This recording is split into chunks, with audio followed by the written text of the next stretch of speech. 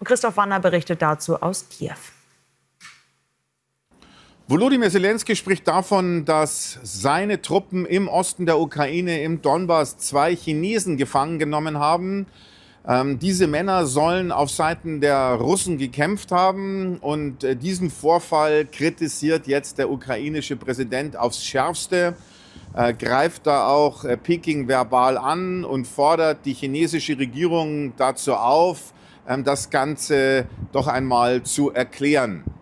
Ich weiß jetzt nicht, ob es sich bei diesen Männern um Söldner gehandelt hat oder ob das Männer waren, die abgeordnet wurden von der chinesischen Regierung, um Kampferfahrung zu sammeln bei den Russen. All das ist offen. Was ich aber mit Sicherheit sagen kann, ist, dass so laut vorgetragene Kritik an der Regierung in Peking eine äußerst riskante Sache ist, eine Gratwanderung ist. Stichwort Drohnen. Die Ukrainer bauen Drohnen selbst, entwickeln sie selbst, haben da große Erfolge, immer neue Modelle. Aber die Bauteile kommen eben fast ausschließlich aus China. Nicht von der Regierung, sondern von Privatfirmen.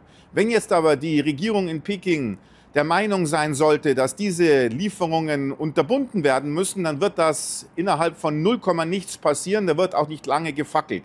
Und das wäre eine Katastrophe für die Ukrainer, denn ohne diese Bauteile hätten sie in diesem Drohnenkrieg gegen die Russen keine Chance.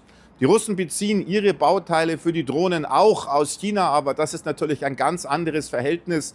Putin würde es niemals wagen, Xi Jinping laut öffentlich zu kritisieren. Kann man sich die Frage stellen, warum macht das Volodymyr Zelensky? Ukrainische Kollegen hier sind der Meinung, dass er versuchen könnte, einen Keil zu treiben. Dass er versuchen könnte, den Amerikanern zu zeigen, wie stark die Verflechtungen zwischen Peking und Moskau schon sind.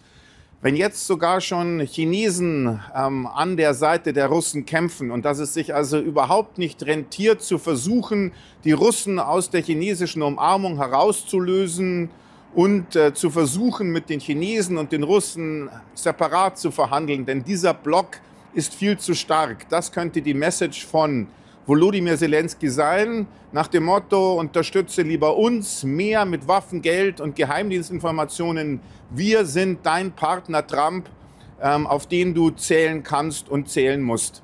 Das ist auch nur eine Meinung. Was Zelensky wirklich mit seiner scharfen Kritik an China bezweckt, weiß nur er selbst. Aber das Ganze ist, ich sage es nochmal, höchst riskant.